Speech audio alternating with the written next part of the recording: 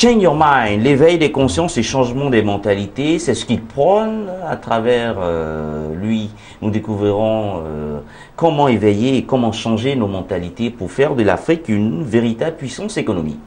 Hervé Saoré-Conan, bonjour. Bonjour.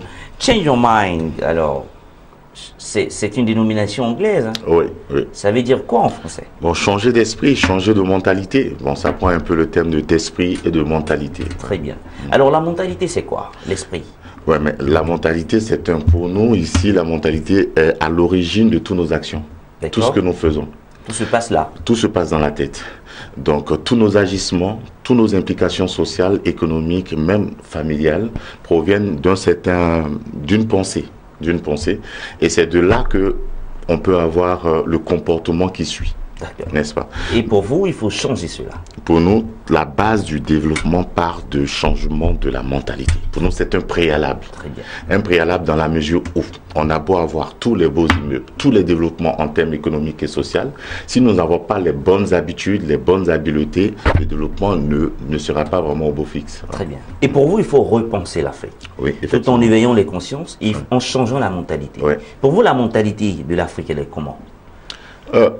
Nous avons eu des valeurs. Quelle description pourriez-vous faire de l'Afrique? Non, la mentalité de l'Afrique, c'est pas un jugement que j'aimerais porter sur l'Afrique, mais juste que nous avons des habitudes qui ne sont pas en phase avec le développement de l'Afrique. On peut énumérer ces habitudes? Oui, ces habitudes, par exemple, vous vous baladez dans une voiture, vous balancez des pots de bananes par-dessus bord.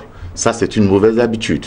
Donc, peu importe les infrastructures qui seront mises en place, on ne pourra pas entretenir toutes nos infrastructures. Et toutes ces habitudes sont liées au mind. Au mind, c'est dans la tête. Dans la tête. Je vous donne un exemple, par exemple. Vous verrez quelqu'un qui vit en Afrique, qui a de mauvaises habitudes.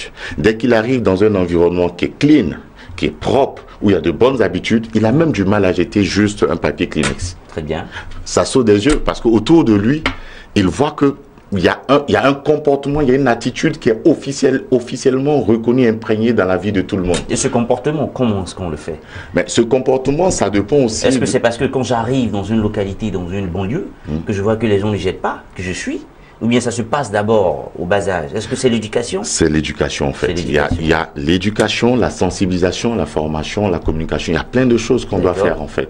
C'est-à-dire il faut repenser les modèles de société. Les modèles de société qui sont ceux-là qui vont drainer tout le monde. D'accord. Monsieur Hervé Saoré, tout ce que vous êtes en train de dire se dit dans la bouche, de manière concrète. Comment est-ce qu'aujourd'hui on peut repenser l'Afrique? Comment est-ce qu'aujourd'hui on peut changer nos mentalités ou éveiller nos consciences? Tout d'abord, j'aimerais vous dire une chose, c'est pas évident. Nous avons des habitudes qui sont devenues comme chroniques en nous. Donc pour les faire tomber, c'est pas assez évident.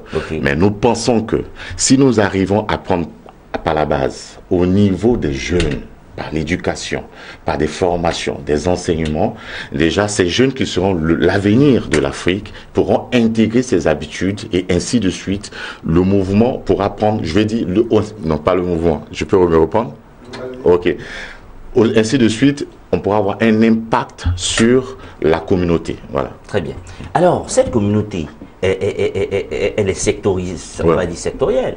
Parce qu'on a les jeunes, on a les enfants, on a les adultes, on a les vieillards.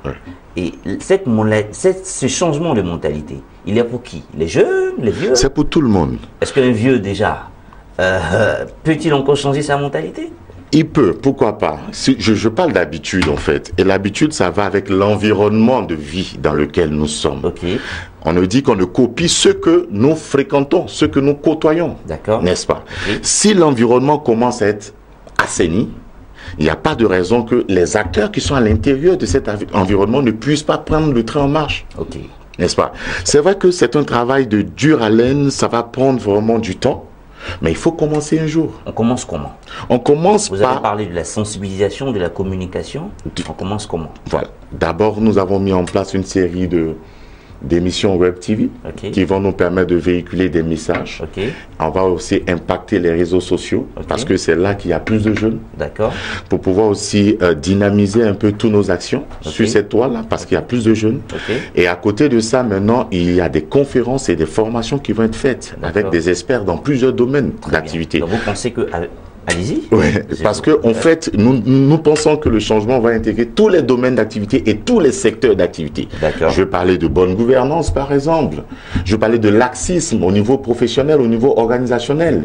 Je veux parler même des valeurs humaines, des qualités humaines. Aujourd'hui, on ne peut plus faire confiance aux gens, n'est-ce pas? Donc, on a peur de se faire gruger. Voilà, de se faire gruger. L'intégrité, la loyauté, la fidélité, qui sont des valeurs importantes qui existaient au niveau de l'Afrique, mais qui sont parties. Donc, il faut les faire revenir, il faut les réactiver. Des conférences. Voilà. Donc, donner l'importance. Sensibilisation. Effectivement. Aller vers les plus jeunes, essayer de donner ces formations, leur inculquer les bonnes valeurs, les bonnes habitudes de vie. Et puis, au-delà, nous pensons que puisque ces jeunes sont à l'origine du développement, je dirais que le changement pourra se faire intégralement. Aujourd'hui, nous voulons tous que l'Afrique soit une véritable puissance économique, souveraine, libre et indépendante. Oui. Et pour vous, l'unique canal, l'unique canevas qu'on doit utiliser, c'est de changer nos mentalités, l'éveil des consciences. Oui. Et vous venez de dire que c'est à tous les niveaux. À tous les niveaux. Où la religion peut-elle jouer une place dans ça? Parce que aujourd'hui, on a la Bible, le Coran, qui sont deux grands livres saints, et également ces livres ont pour vocation première de changer l'homme. Comment est-ce que, pour vous, en tant qu'un spécialiste, un observateur de la vie communautaire en Afrique, est-ce que vous pensez que ces livres également, à part les conférences que vous préconisez, à part les conférences que vous encouragez, est-ce que la Bible également et le Coran peuvent aider? Oui, je veux dire que le monde, pour ceux qui sont vraiment dans qui sont des chrétiens ou des musulmans, nous pensons qu'ils ont déjà des repères, on a des référentiels de vie. Soit c'est la famille, soit c'est l'éducation qu'on reçoit des parents, soit aussi c'est la Bible, le Coran, ou bien peut-être, comme on dit ça, le livre saint des Juifs, n'est-ce pas? Mais à côté de ça, on a des valeurs de vie sociale, c'est ce que je veux dire. Donc, c'est vrai que la Bible, à l'origine, comme un peu le baromètre qui essaie de nous harmoniser nos comportements et nos habitudes de vie dans une communauté. Mais à côté de ça, il y a les habitudes de vie sociales, n'est-ce pas? Là, on ne parle pas vraiment de spiritualité, mais quelque part aussi, on peut aller prendre des exemples et on peut utiliser aussi des références bibliques et puis aussi coraniques pour pouvoir soutenir notre pensée, notre idéologie. Très bien. Voilà. L'Afrique et les technologies de l'information et de la communication. Pensez-vous que le digital aujourd'hui peut participer à éveiller nos consciences, à changer nos mentalités? Beaucoup, beaucoup. Et comment? Mais regardez un peu nos jeunes enfants qui vont sur le net. Qu'est-ce qu'ils font? Il y a pas mal d'images qui sont véhiculées. Il y a des images qui sont saines, des images qui ne sont pas saines. Il y a des films, des vidéos qui sont sains et des films qui ne sont pas sains. Vous voyez, donc, comment essayer de jouer le libre arbitre? Comment essayer de filtrer? Et si, même il y a des contrôles, comment faire en sorte pour que l'enfant en lui-même puisse faire le tri de savoir ce qui est bon et qui n'est pas bon? Voilà. C'est-à-dire, aujourd'hui, il faut que l'éveil, c'est quoi? Le discernement qu'on doit apporter à notre jeunesse. Et leur donner cette faculté de prendre des décisions libres, responsables et conscientes. C'est surtout ça. Nous sommes englobés dans un monde où, je vous dirais, un peu les puissances occidentales qui disent les lois de ce monde, les lois économiques et tout. Mais si vous ne prenez pas conscience de votre potentiel humain, intellectuel, même potentiel économique, comment vous pouvez intégrer un développement? D'accord. C'est là notre question. Et les villages, le monde rural, et tout également. Voilà. Donc c'est là la question. Où mettons le monde rural? Le monde rural y compris, c'est-à-dire aujourd'hui... Parce que le monde rural n'a pas accès aux technologies. Ça commence à venir. C'est vrai que vous avez parlé de campagnes de sensibilisation. C'est vrai que des structures, des organismes peuvent le faire, passer dans les villages. Mais est-ce qu'on ne fera seulement que des campagnes? Nous avons pensé à pas mal d'outils stratégiques pour pouvoir déployer notre machine vers les communautés. D'accord. Aujourd'hui, on fait des émissions à la télé avec plusieurs langues, n'est-ce pas? On peut avoir des interprètes pour faire passer le message. Aujourd'hui, également... même dans les églises catholiques, on retrouve aujourd'hui même des interprétations avec en baoulé, en bété, on lit la messe en baoulé, en bété. Donc ça peut se faire. Donc on sait que ce sont des canaux? Ou des canaux qu'on pourrait utiliser pour atteindre les communautés, je veux dire, qui sont un peu reculées. Voilà. Alors donc aujourd'hui, vous prêchez l'éveil des consciences. Oui. Et pourquoi, en définitive? En définitive, parce que c'est un préalable pour nous autres, pour que nous rentrons dans cette ère de développement. C'est un préalable. C'est un préalable. Parce que peu importe tout ce que nous allons mettre en place, peu importe la vision de nos différents dirigeants, si leurs administrés ne sont pas éduqués, il n'y aura pas vraiment de suite positive pour toutes les actions qui seront menées. C'est de ça qu'il s'agit. Je vous donne un exemple, par exemple, même au niveau du gouvernement, si par exemple des gens mélangent les dotations de carburant à des fins utiles, à des fins personnelles, vous voyez un peu que qui donnera l'exemple et qui sera modèle. En fait, c'est de retracer un peu cette Afrique-là. Donc il faut que quelqu'un commence à donner un bon exemple. Voilà. Et les autres suivent. Effectivement. Et selon vous, nos gouvernements sont les premiers à avoir cet éveil du des modèles de société et des modèles de vie. Voilà. Des modèles de société et des modèles de vie. Voilà. Hervé Saouré-Conan, avec vous, on a parlé de l'éveil des consciences et du changement des mentalités. Oui. Un dernier mot? Pour ma part, je pense que nous sommes arrivés à un stade où des enjeux économiques sont assez importants, des enjeux sociaux. Vous le savez, on parle d'environnement aujourd'hui, des problèmes d'environnement, des problèmes de technologie au niveau de l'Afrique, on parle de mobilité. Le monde est en train de prendre un certain virage assez important. Donc il y a lieu que l'Afrique ne soit pas en deçà. Mais pour que l'Afrique puisse intégrer ce nouveau monde, il est important pour tous de rentrer dans un processus d'éveil de conscience. Qui, en d'autres termes, ça voudra dire de prendre conscience du potentiel économique de l'Afrique. Avant de chanter la promotion, avant de parler panafricanisme, il va falloir savoir qu'est-ce qui est constitué au niveau de l'Afrique. La composition économique, la composition en termes de capital humain. Une fois qu'on est informé de avoir tous ces éléments, c'est plus important pour nous, vous voyez, de lancer des projets de développement. Tout part de là. Donc, pour moi, tout part de la tête. Si la tête est bien formalisée, il n'y a pas de raison que nous ne puissions pas suivre le train en marche. Je vous donne un exemple, par exemple, au niveau de l'Amérique. On trouve que les Américains sont forts. Ils sont forts comment? Mais ils détiennent cette force-là de l'Afrique. Imaginez-vous tous ces Africains qui, très jeunes, ont été embarqués pour l'esclavage sur ces pays inconnus. Vous voyez un peu, qui sont arrivés, qui ont subi de pires épreuves dans les bateaux, la mort, les maladies, les épidémies. Vous voyez un peu, arrivés comme esclaves où il fallait enlever cette identité culturelle et puis essayer de s'adapter à d'autres identités. De là à devenir des grands chanteurs, des grands économistes, des grands politiciens, des grands savants, tout se passe dans la tête. L'Américain ne recule pas devant une situation. Aujourd'hui, nos jeunes, quand ils vont devant une situation, quand c'est bloqué, c'est bloqué. Mais l'école ne nous apprendra pas cela, en fait. Donc, c'est l'école de la vie. Ce sont ces valeurs que nous voulons inculquer à nos jeunes frères. Merci. Merci beaucoup. Penser l'Afrique pour en faire une véritable puissance économique, souveraine, libre et indépendante, cela ne peut se faire grâce qu'à un éveil de conscience et un changement de nos mentalités. Tout se passe là, dans l'esprit, dans l'intellect. Pour cela, change your mind, changeons nos mentalités, changeons nos consciences. On part pour la deuxième rubrique de cette émission avec le Salon de la future maman.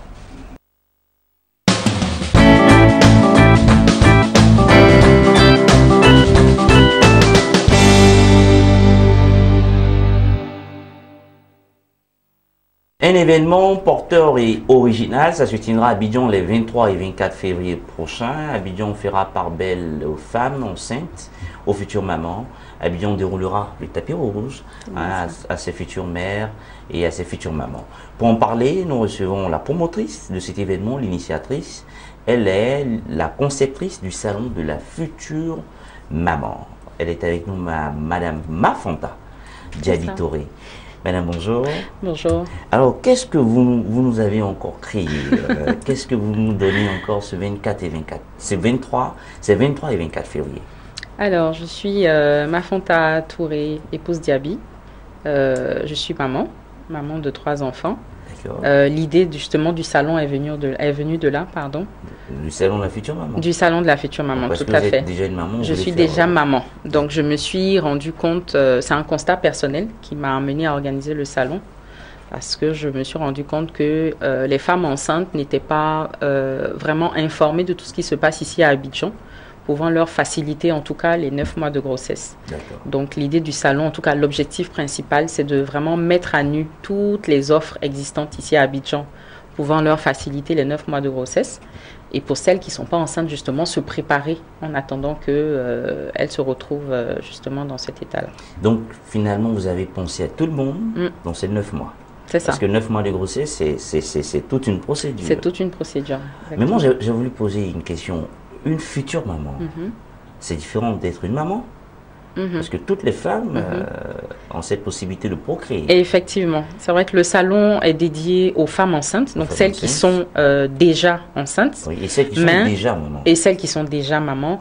Mais le salon est destiné à toutes les femmes, parce que toutes les femmes sont amenées, en tout cas, grâce à Dieu, à porter un enfant. Très bien. Donc ce salon-là va leur permettre de bien se préparer justement en attendant de cet heureux événement-là. Donc voulez-vous dire que toutes les femmes sont attendues à ce salon-là. D'accord. Voilà. Alors, c'est sur 2 jours. C'est sur 2 jours. Qu'est-ce qu'on aura d'abord le 23? Alors, donc les 23 et 24 février, c'est 48 heures de shopping.